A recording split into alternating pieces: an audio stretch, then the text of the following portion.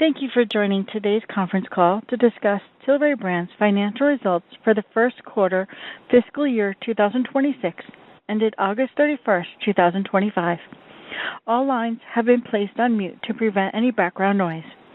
After the speaker's remarks, there will be a question-and-answer session for analysts conducted via audio. I'll now turn the call over to Ms. Berrin Noorata, Tilray Brands' Chief Corporate Officer. Thank you. You may now begin. Thank you, Operator, and good morning, everyone. By now, you should have access to the earnings press release, which is available on the Investors section of the Tilray Brands website at tilray.com and has been filed with the SEC and SEDAR. Please note that during today's call, we will be referring to various non-GAAP financial measures that can provide useful information for investors. However, the presentation of this information is not intended to be considered in isolation or as a substitute for the financial information presented in accordance with GAAP. The earnings press release contains a reconciliation of each non-GAAP financial measure to the most comparable measure prepared in accordance with GAAP. In addition, we will be making numerous forward-looking statements during our remarks and in response to your questions. These statements are based on our current expectations and beliefs and involve known and unknown risks and uncertainties which may prove to be incorrect. Actual results could differ materially from those described in those forward-looking statements. The text in our earnings press release includes many of the risks and uncertainties associated with such forward-looking statements. Today, we will be hearing from key members of our senior leadership team, beginning with Irwin Simon, Chairman and Chief Executive Officer, who will provide opening remarks and commentary, followed by Carl Merton, Chief Financial Officer, who will review our financial results for the first quarter of fiscal year 2026. And now, I'd like to turn the call over to Tilray Brands Chairman and CEO, Irwin Simon. Thank you, Berrin, and good morning, everyone, and thank you for being here for our Q1 results. Q1 of fiscal 2026 was a testament to the significant momentum Tilray has built across our businesses over the years. I'm proud to report that our strategic focus is continuing to strengthen our profitability, our balance sheet, and leveraging our global platform to drive innovation in cannabis, beverage, and wellness, and continue to deliver solid results for our shareholders. I want to extend my sincere gratitude to our shareholders for their ongoing support and belief in Tilray's vision. It is encouraging to see our stock regain strength this quarter and return to full NASDAQ compliance. Notably, in the months of August and September, Tilray traded well over 1 billion shares each month, highlighting the tremendous interest in our company. And not a lot of companies have 1 billion shares trading on a monthly basis. We sincerely thank our shareholders for their continued confidence in our strategy and their commitment to investing in our company. Your belief in our long-term vision is what drives us forward. Now go out there and buy some of our products. Notably, during the quarter, we achieved net income of $1.5 million and earnings per share of 0, highlighting our commitment to sustainable growth and operational efficiency. We achieved revenue growth across all our business segments, with the exception of the beverage segment, which we remained flat because of deliberate decisions to optimize our craft beer SKU portfolio under Project 420. Overall, total revenue increased by 5% year over year to a Q1 record net revenue of $210 million, fueled by double-digit growth in our Canadian adult use and our international cannabis business, which delivered 12% and 10% growth respectively. We also continue to strengthen our balance sheet by reducing our outstanding debt by $7.7 million this quarter, bringing our net debt to EBITDA ratio as 0.7 times cash to, and our cash equivalent to $265 million. Our results are underpinned by our deep understanding of product innovation and evolving what consumers prefer. This expertise allows us to shape innovative offerings and not only meet current demand, but anticipate future needs, keeping Tilray at the forefront of the cannabis, beverage, and wellness markets. Today, Tilray owns and operates more than 40 unique brands in over 20 countries, And we are the predominant global cannabis leader trusted by patients, medical professionals, and governments in over 20 countries, and number one Canadian cannabis producer by revenue. The fourth largest craft beer producer in the United States, and a market leader in branded hemp products across North America, with our portfolio of high-protein hemp snacks and better-for-you products, holding nearly a 60% market share, and now a leader in the new, exciting hemp-derived Delta-9 THC beverages across the U.S. We have built a diversified global platform that is a leader in every industry which we compete. Let me briefly review each business. Our cannabis business, as I said, grew 5% year over year to $65 million. Globally, the cannabis industry continues to evolve, and Tilray has the cultivation and manufacturing agility at the right cost to compete and lead in any commercial markets around the world. Recent developments in the U.S. have strengthened our optimism around rescheduling of medical cannabis, and we've seen in other countries around the world. We believe rescheduling would enhance our patient access and improve the quality of patient care, promote scientific research, and support responsible regulatory framework. The medical cannabis industry in the U.S. currently estimated to be at least a $10 billion market, which would create a potential opportunity for Tilray to capture at least a 3 to 5% market share, representing a significant $300 to $500 million business opportunity. We've identified multiple pathways to participate in the U.S. medical cannabis industry, positioning ourselves to take advantage of this substantial growth potential when it happens. In Q1, our Canadian cannabis business delivered strong results. Tilray reinforced its position as Canada's largest legal cannabis company by revenue, with Q1 revenue up 4% year over year to $51 million. In the adult use channel, Tilray was the top 5 licensed producer. We grew in market share, closing the gap to the number one LP in market share by 53 basis points. We held the number one position in key categories such as pre-rolls, beverages, oils, chocolate edibles, and by the end of the quarter, we also reached the number one spot in flower while maintaining our top 10 positions across all categories. Congratulations to Blair and his team. We believe our extensive scale represents a significant competitive advantage within the Canadian market, where we manage approximately 5 million square feet of cultivation space and currently maintain 210 metric tons of cannabis in production, with additional capacity readily available.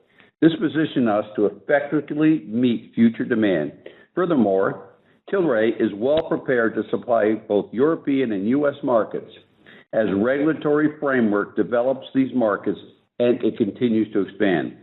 In Canada, we also foresee substantial potential as regulatory reforms may lead to transformative developments such as expanding cannabis in healthcare, unlocking new opportunities through proposed cannabis health products and broader insurance coverage, making medical cannabis more accessible to patients. On-premise consumption for THC beverages, which I believe is big. A rollout of on-site consumption to drive responsible use and create a vibrant experimental cannabis beverage market. And of course, regulatory modernization, which we've been talking about. Updating the outdated policies that restrict competitiveness and paving the way for innovation and growth in Canadian cannabis industry. Turning to our international business, our international cannabis revenue grew 10% year over year to $13.4 million. And this is with not being able to obtain permits in Portugal to allow us to ship around the rest of the countries. And we remain uniquely positioned to gain market share as the global consumer preferences and the regulations evolve. In Germany, we continue to expand our commercial medical cannabis portfolio and are actively leveraging our Tilray Medical and CC Pharma distribution network across pharmacies throughout the country to drive further growth. Looking ahead, we expect to increase our medical cannabis distribution footprint by threefold in fiscal 2026. significantly enhancing our reach and impact within the German pharmaceutical market, and we have that access through CC Pharma. In Italy, our Italian subsidiary, FL Group, received the first license from the Italian Ministry of Health to distribute medical cannabis flower for therapeutic use.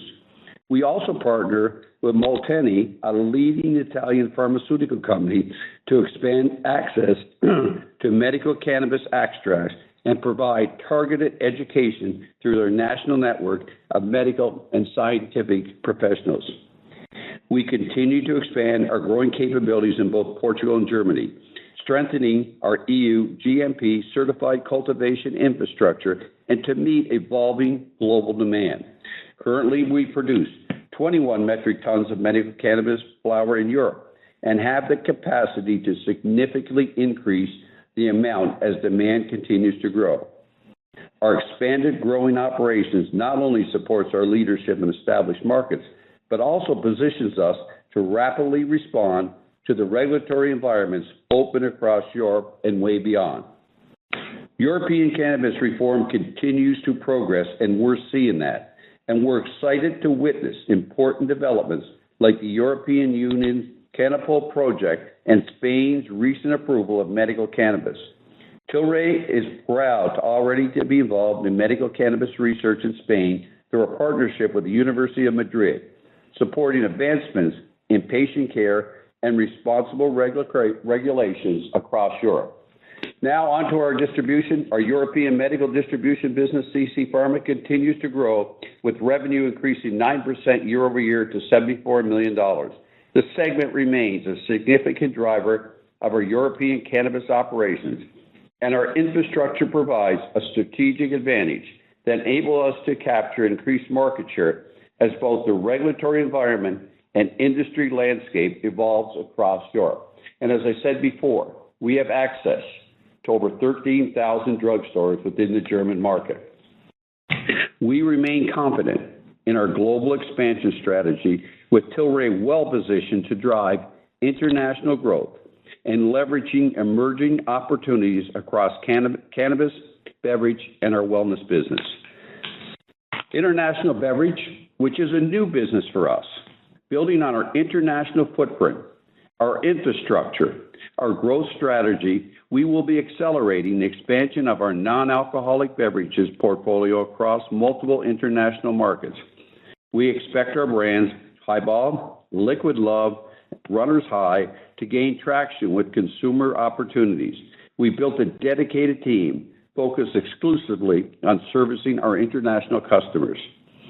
This specialized team will ensure that our portfolio of leading craft brands is tailored to the taste and expectations of our global consumers, while also supporting our long-term growth in high-potential markets worldwide.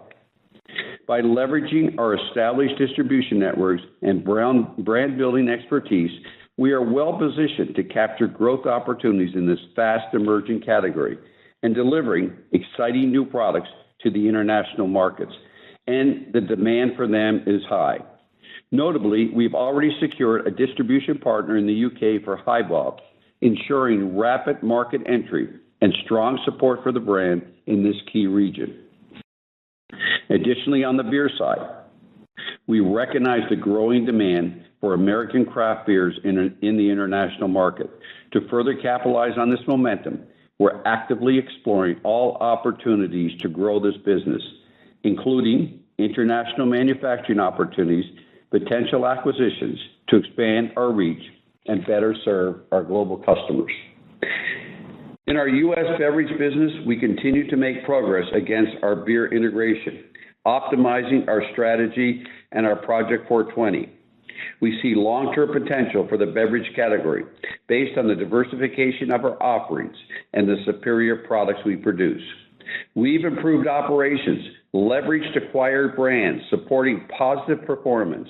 Notably, many of these brands Tilray acquired were previously in decline and are now showing promising results with healthier growth trends and improved overall performance as we move to regain sales authorizations at retail that were lost.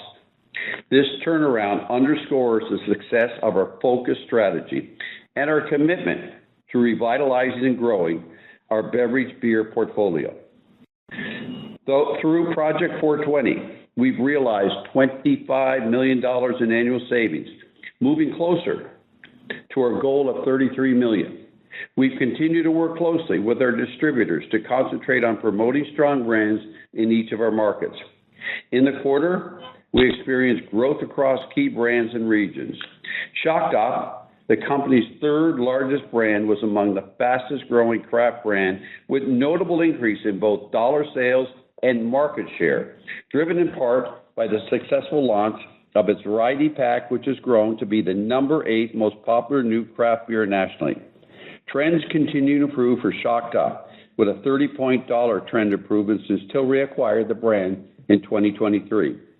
In the Southeast, Shock Top excelled with a 49% jump in dollar sales. SweetWater Day Trip IPA stood out as one of the top new items in the region. In Northeast, Montauk maintained its leading position in Metro New York and gained market share nationally with continued demand for its Wave Chaser IPA. Breckenridge Brewery led craft share gains in Colorado with its top Avalanche Seasonal and Juice Drop and brands positioning double-digit growth. And last but not least, Redhook outperformed regional craft beer brands propelled by Big Ballard, Imperial IPA strong volumes, and our velocity gains, while 10-barrel pub beer 18-packs dominated craft sales in Oregon and 5% of all craft volumes. We also expanded our partnerships, including co-brand craft beer with the Oregon Ducks, perfect for college football season, and a new partnership with Auntie Anne's for the launch of Shock Top Twisted Pretzel Wheat Beer. You got to try it. It's great.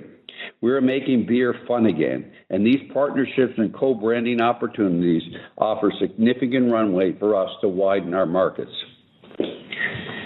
In spirits category, which has been tough, we have introduced several world-class innovations, including Mach 1, our new line of non-alcohol spirits, and Casa Breck in the tequila space. We've also introduced Mountain Shot, a unique beverage blend which may take mushrooms available in pouches, which is a unique packaging format to enhance the shot experience and capture the free spirit essence of the Rocky Mountains just in time for ski season. We also kicked off our 5th year partnership with the Denver Broncos with a new line of spirits, including limited editions, Broncos Honey Whiskey, and Broncos Orange Creamsicle ready-to-drink cocktail. In the non-alc category, we're proud that our non-alc beer brand, Runner's High, which we only launched in fiscal 2025, is now recognized as one of the top 15 brands in non-alc beer and ranks the 4th fastest growing non-alc beer in a hot category in the Southeast, selling across 4,500 distribution points. Following the success of our hemp-derived Delta-9 THC beverages, we've expanded Fizzy Jane and Happy Flower product lines to include 10-milligram formats, complementing the existing 5 milligrams offerings, and the consumers want these products.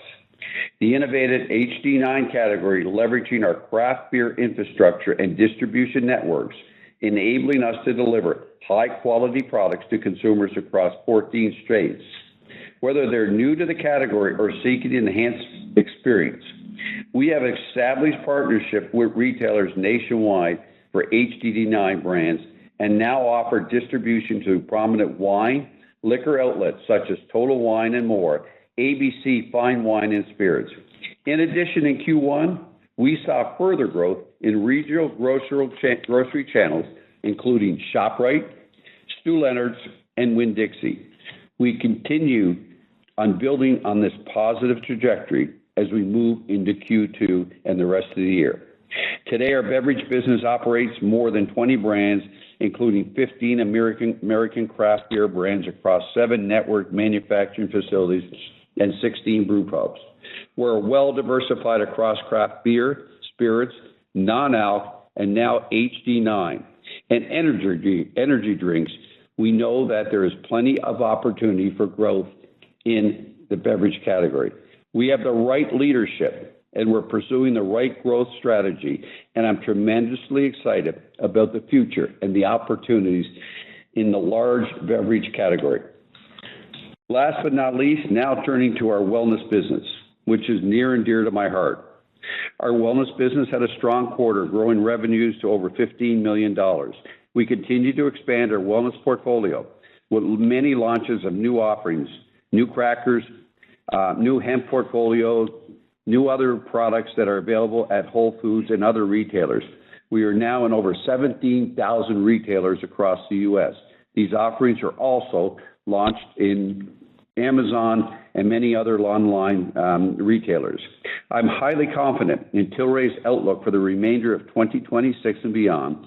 With regulatory environments in our industry poised for meaningful evolution, I fully expect positive change ahead, and I'm certain in our ability to adapt swiftly, and we will strategically.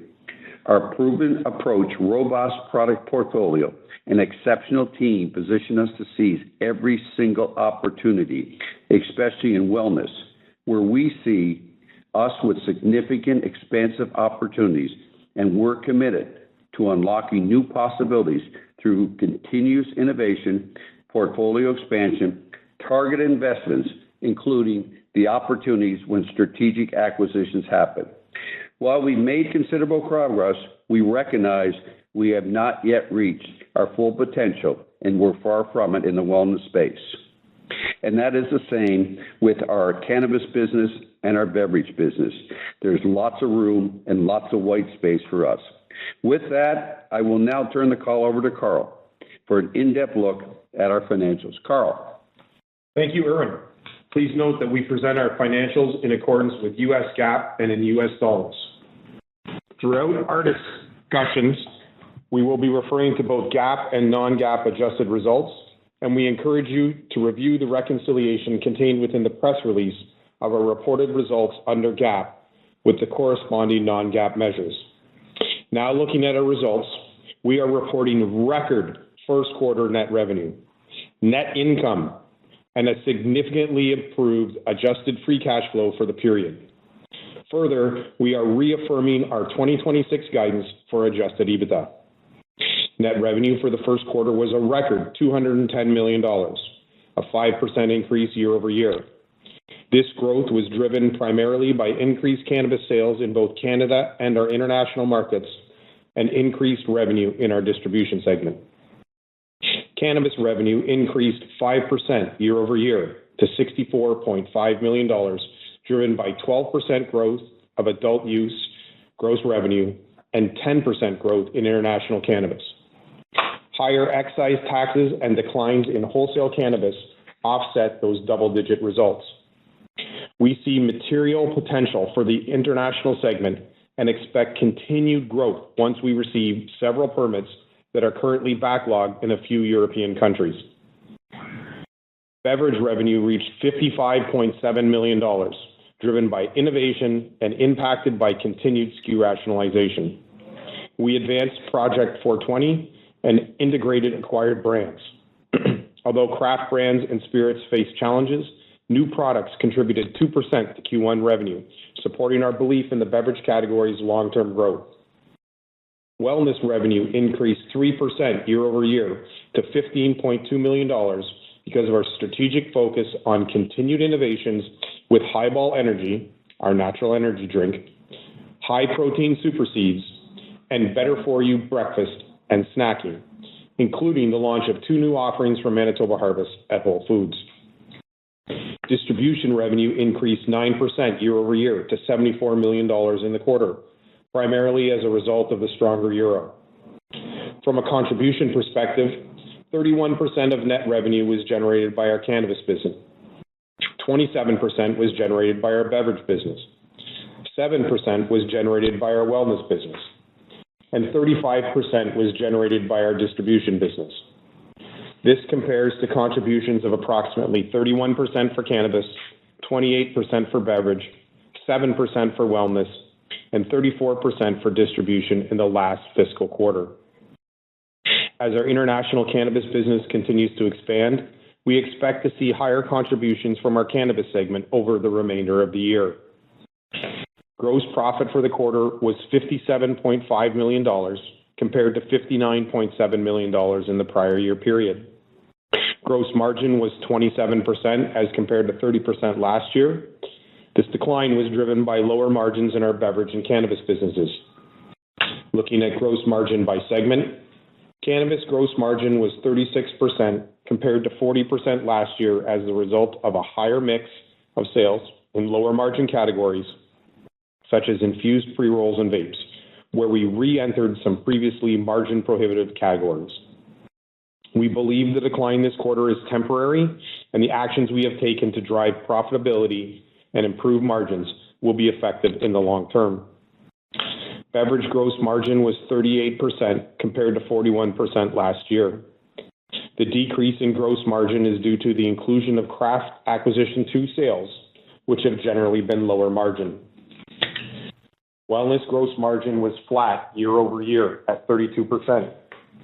Distribution gross margin was 11% compared to 12% last year based on changes in product mix. Net income was $1.5 million or 0 cents per share compared to a net loss of $34.7 million or negative 4% per share in the prior year period.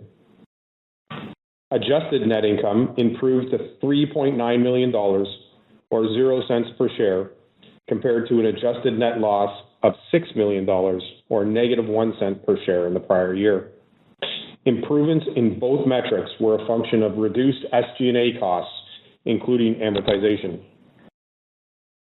Adjusted EBITDA for the quarter was $10.2 million compared to $9.3 million last year.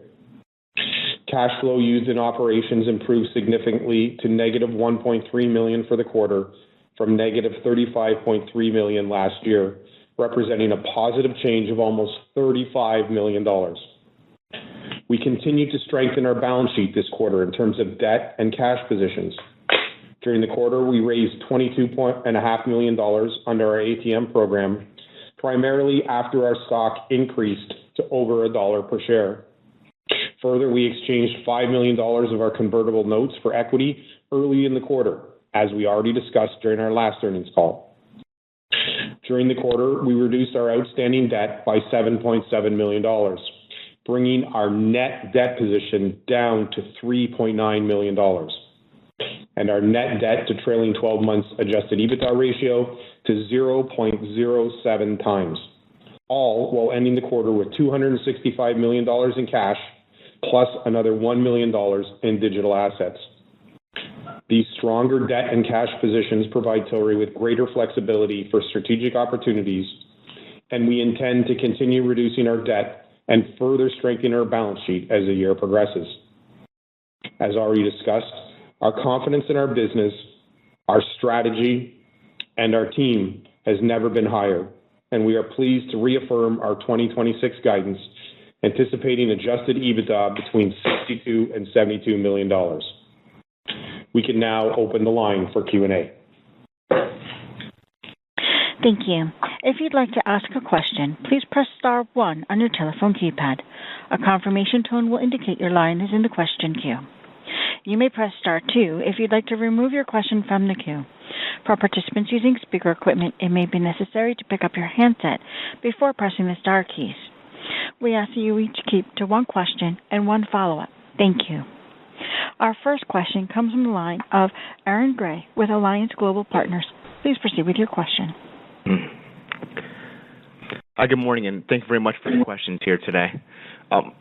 First question for me, I just want to talk a little bit about international growth opportunities in the near term. You offered some commentary in your prepared remarks, so I just want to make sure I was understanding them correctly. So, first of all, just further understanding in terms of where we stand today in terms of the impacts on some of the permit delays that you've been having, and then some commentary you provided in terms of the growth. Specifically, I think you were referring to medical cannabis business up 3x in fiscal year 2026 and talked about leveraging CC Pharma potentially. Just want to make sure I was understanding that correctly. Were there some things that you're looking to leverage with CC Pharma business that you were not, historically? So just any additional commentary on that would be helpful. Thank you. Great. So a couple of your questions. Number one, in regards to permits, We spent a lot of time with the Portuguese government. We've spent a lot of time in Portugal. We're finally seeing permits coming through, and I feel good about that. Where, the next big issue that we run into is the quota in Germany, and just Germany opening up and increasing, more imports into the German market, which we think ultimately that will happen. But, it's not business going away. It just may shift from, second quarter into third quarter as the new quotas move into place in 2026. So with that, I feel we've made a lot of headway into the Portuguese permit situation, and we got more permits in the last 2 weeks than we probably got in the last, 2 months or so. In regards to a couple things, the demand in Europe is there. And with that, it's the availability and the growth.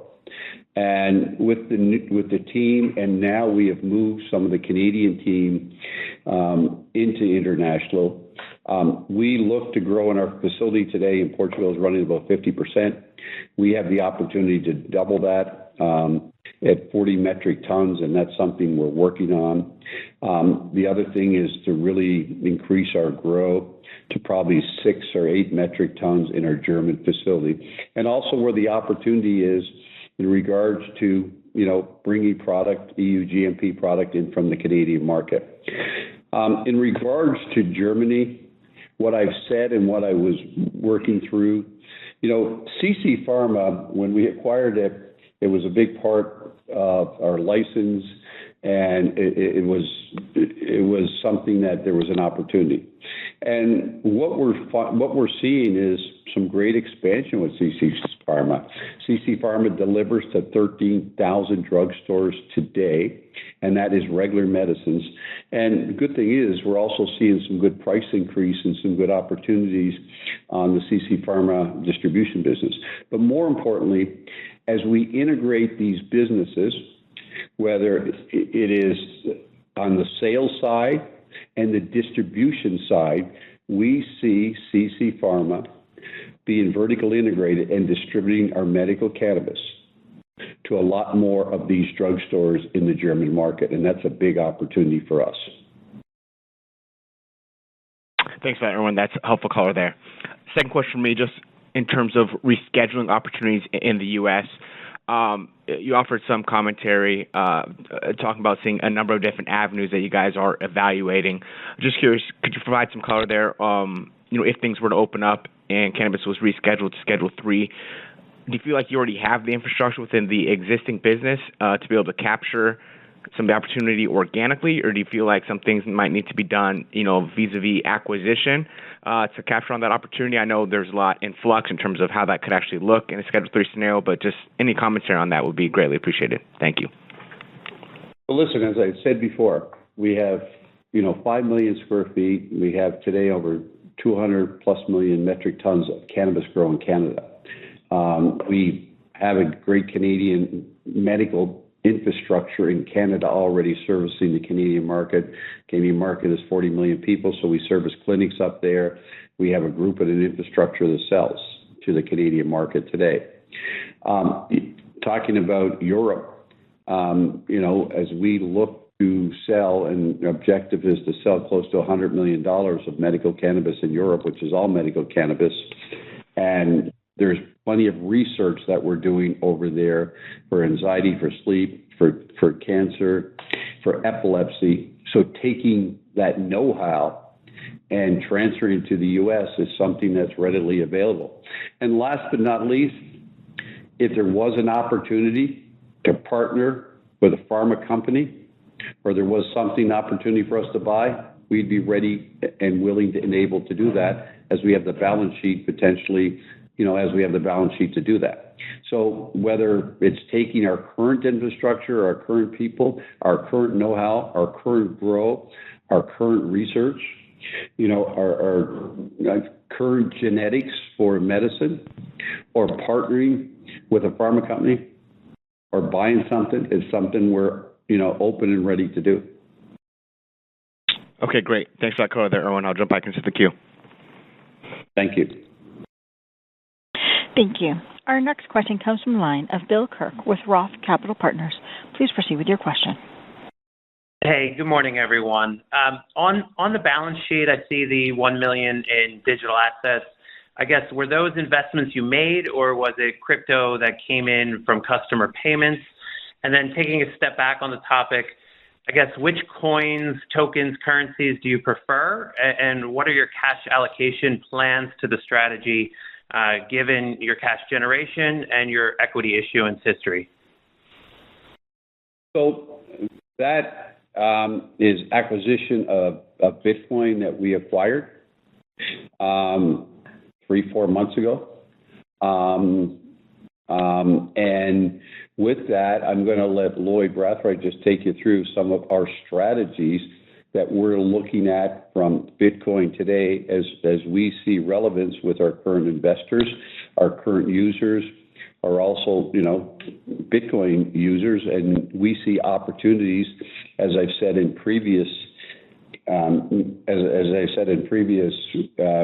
meetings and previous releases, that we see opportunities, with Bitcoin in purchasing our products, in purchasing our beer products, and we see opportunities with our current investors. Lloyd? Hi, everyone. Good morning. So yeah, we actually invested in Bitcoin, and we're also looking at some other assets such as Ethereum and Solana. One of the things, part of our strategy that's core, is enabling our websites so that we can actually accept Bitcoin. So that's going to be part of our strategy later this year. Additionally, we're looking at some investment opportunities from a marketing perspective, as well as looking at tokenizing potentially some stock. And with that, I just want to make sure. Listen, we see the opportunities, we see the synergies with our products, with our investors, and we're not becoming that crypto company out there, but we see tremendous synergies as we expand Tilray into many new markets and many opportunities from that. And we're working with a lot of partners out there and making sure we have the right people that understand crypto and how to do it. Thank you. And going back to Germany, Europe, I guess, when you're servicing those markets, how much of the product is grown today in Portugal? How much is coming from your Broken Coast GMP facility in Canada? And how much that ends up in being sold in Germany and Europe is coming from a non-GMP facility of yours in Canada? And then I guess the bigger question are, what are the risks that Germany changes the way they treat product conversion or product coming from Portugal? So listen, I number one, the majority of our product today that is sold in Europe is coming from our facilities in Europe, okay? And when product does come from Canada, it goes into Portugal. It then goes to an EU GMP certified facility. So everything sold there is EU GMP certified, okay? With that, again, there's lots of possibilities. We do have a good size, a German facility that can grow cannabis. We're one of the few, and I'm not sure why in the EU that Germany would not allow European products to be shipped into, the German marketplace. So, that ultimately is something we're continuously talking to the German, government about. And if they did that, there's not enough grow in German market today to be able to supply the market. So it's something that it'd be very difficult if the German authorities change the market, change the way products come into Germany. Thank you for that. Okay. Thank you. Our next question comes from the line of Robert Moskow with TD Cowen. Please proceed with your question. Hi, good morning, guys. This is Victor on for Rob Moskow. 2 questions for me, please. First, can you give us a state of the union for the Canadian adult use market? Curious in your thoughts on market maturity and your pricing power in the context of the 5% growth you saw this quarter. How much of that maybe was like volume versus price? So, and Blair, you're on the line. Blair McNeil, our ahead of our Canadian market. Blair, do you want to jump in and take that, and I can add to it? Yeah, absolutely. Thanks, Irwin. Yeah, so in the quarter, we saw overall market pricing down 1.3% and volume was up 6.5%. For us, our pricing was actually up 2% and our volume was ahead of the market. So it was a really strong quarter for us, both on the pricing side and on the volume side. As you saw, we were the only LP in the top 5 to grow share in the quarter. So very, very strong results. In terms of market maturity, what I would tell you is in the current regulatory environment, yes, volume has slowed in terms of growth rate, but still very healthy growth rates in the market. And I think what you'll see is over the next few, quarters is that, and Irwin kind of referenced this, is that you will see the regulatory environment improve, and I think you'll see growth continue to go. Overall, household penetration on cannabis in Canada is still at a very low number. So we see tremendous runway for growth in Canada within the regulatory framework. And listen, I think, and I'll jump on that for a second. The Canadian market was the first, and as we go into our 6th year, with that, again, from a regulatory standpoint, and what are we still sitting with? We're still sitting with a high excise tax. We're still sitting with lots of regulation. We've been through price compression. We've been through COVID. We've been through an illicit market. We've been through over 1,800 LPs that are out there. A lot of them gone away. A lot of grow facilities. And we've gone through educating the Canadian consumer on the benefits of cannabis and the legality of cannabis without, in actuality, being able to advertise. And we have built our good supply today, Blair, which is at retail about a $250 million brand. And from that's what we've built over the last, 5-6 years. We have over 5 million square feet of grow. We have the largest grow facility in Canada with 237 metric tons and maybe even more. So, the Canadian market has been a great pivotal point for us. Now what we're hoping for is on excise tax, there's some concessions. We're hoping that the Canadian provincial governments allow us to sell our drinks into other retail outlets like restaurants that need help or, independent retailers or liquor stores. We're looking for changes in regards to where medical cannabis sold, where it's sold directly in through drugstores. And that would change a lot, for our Canadian market. So we look now for some big opportunities coming to the Canadian market. And Blair and his team have really put us in a good space there to really move beyond and a good growth in regards to our products. Got it. Thanks for the color. And then my second question is, so beverage gross margin was about 50 bips lighter than kind of we expected. Can you remind us of your plan on improving profitability in that segment? And also, where are you on that path, that 420, path, and what still needs to be done? So, as you saw, we've taken $25 million of cost out, and there's more to go. We've gone through, and I think SKU rationalization, $20 million of SKU rationalization, and there's more to go. We've closed 3 facilities so far. So you come back, in acquisitions, we have acquired close to 12, and we closed 12 brands. We, we had 10 facilities. We've had 18 brew pubs. And also, we have over 900 plus distributors out there.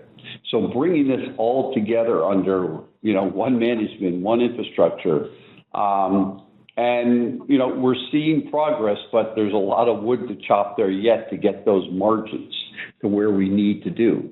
And whether it's the procurement of cans, the procurement of hops. And one of the biggest things, which you heard me mention, in my remarks, a lot of these brands, as we were buying them and decisions were made by the previous owners, we were delisted in a lot of retailers out there.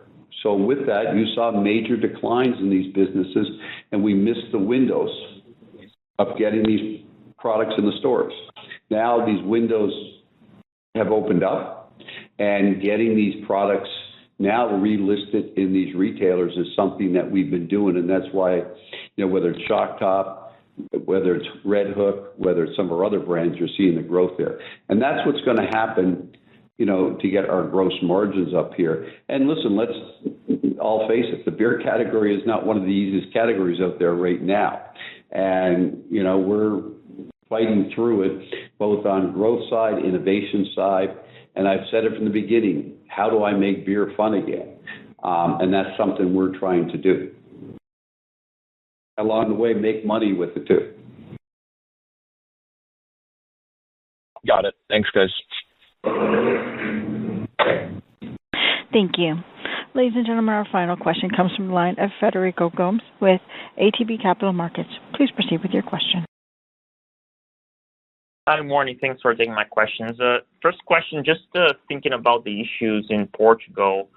I'm curious, how do you see that in terms of managing future risk, in terms of your international strategy, whether you're taking steps to diversify your supply chain there, and how would you go about doing that? Thanks. So, number one, we got 1.5 million square foot facility in Portugal. We're not picking it up and moving it, okay? I mean, over a couple $100 million was built, and it's a state-of-the-art facility. So I'm in Portugal. I got to stay there. So I got to figure out how to work within those confinements. And I must tell you, I've had some great meetings with 2 ministers in Portugal at the highest levels, and they are very open. In Portugal, there's a new government in Portugal, and they want business. They don't want us leaving. They want to build upon our business there, and they've been very, very supportive of working with us. And since my meetings with our people, we've seen lots of changes and been getting our permits. So I feel good. On the other hand, listen, we do have a facility in Germany, nowhere near what we have in Portugal. We do have the ability to ship from Canada, and where we would ship it directly into the UK and directly into other markets to ensure it's EU GMP. So we have options, but first and foremost, we are far from giving up on the Portuguese market.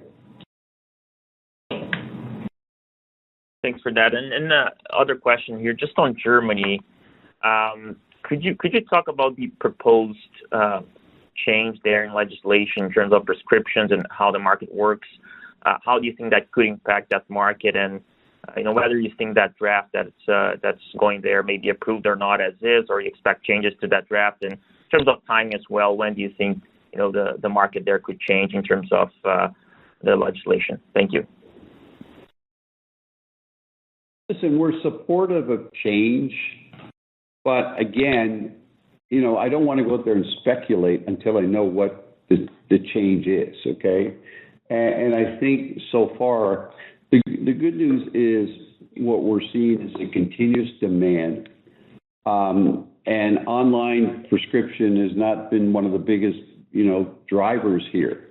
So if there is change, I think patients will find other ways to go out there and purchase cannabis. And, it's interesting because Germany has a strong independent drug chains out there. There's no, CVS's, there's no Walgreens.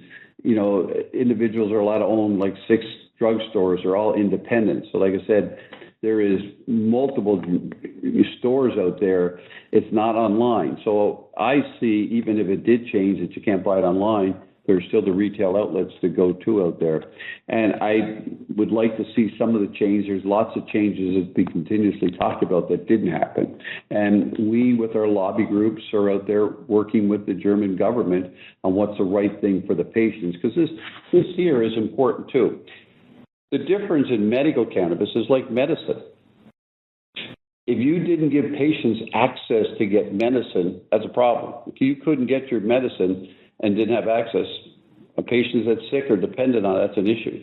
So this is being sold as medicine, a medical standpoint, not from a recreational. If you don't get your cannabis from a recreational standpoint, that may not be as an issue, but you're not getting your medicine, and the government has to take that, into view when they're deciding what they're going to do here. Thank you very much. Great. Let me just say this here. I know a lot have joined now. Unfortunately, not us. There was a technical problem with our provider. And those that were online did not hear my comments. Sorry about that, guys. You missed some great comments and Carl's comments, okay? If you want to hear me again say it, you can go online and listen. And I encourage you to do that because there's some really good information that both Carl and I delivered today. And I apologize. And the carrier, they'll hear from us, and definitely disappointed. I know you heard music, so we had a lot more to say than the music. But please, it has been recorded. It is online, and you'll get every bit of it. And for some reason, there's an issue, let Baron know, and we'll make sure you get it. And I'm really sorry about that. In regards to the analyst questions, I think you heard most of those, so you'll be able to get those. The analysts that were here, were able to hear Carl and our remarks. So I apologize profusely for that. With that, thank you very much for your time today.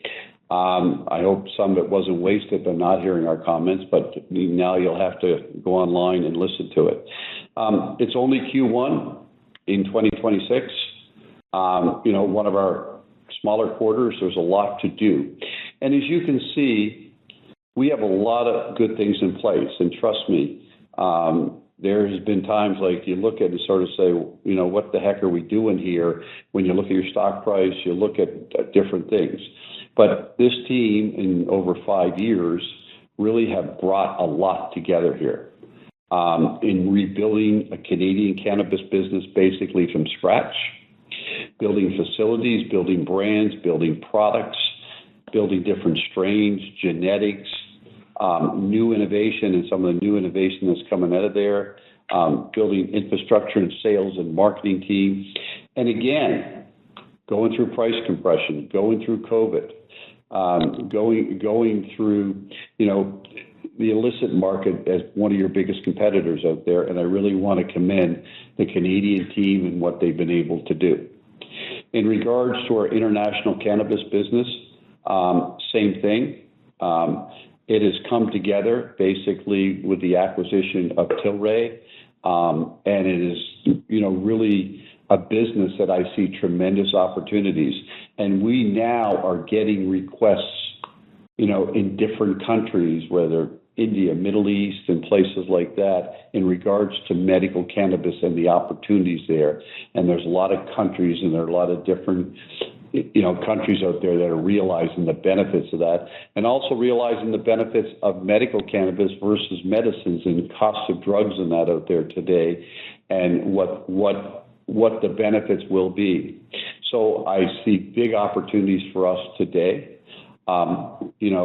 Rajnish Ordig has joined us as now head of Europe and is bringing the teams together. And we've done a lot with our Canadian teams to integrate these businesses, to get synergies and savings, and to get a lot of the know-how. Because one of the things, cannabis is agriculture. It's growing, it's yields, it's the size of the flower, it's the potency. And that is something that's important out there. And this is not an industry it's an industry that's been around the illicit market for many, many years, but it's not an industry that's been around from a legalized market. It's not an industry that's been around from a grow, from a research and development that's all coming together. And countries are realizing the opportunities and what they're doing, not allowing their citizens and patients to be able to buy these products.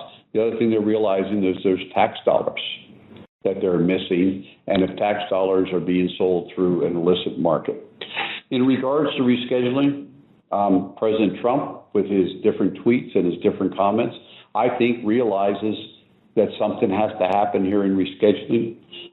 Last week with his tweet or 2 weeks ago in regards to CBD, in regards to senior citizens, and I can't tell you how many people tell me in using CBD and THC products, in regards to pain and anxiety and that and the benefits for it. what we're seeing today on our Delta 9 products and being sold in limited states and the demand for it.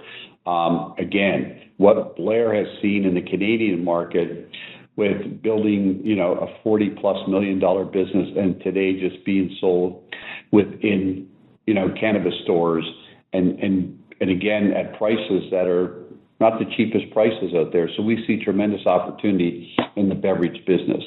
In regards to our beverage business, it's work, it's work we got to do.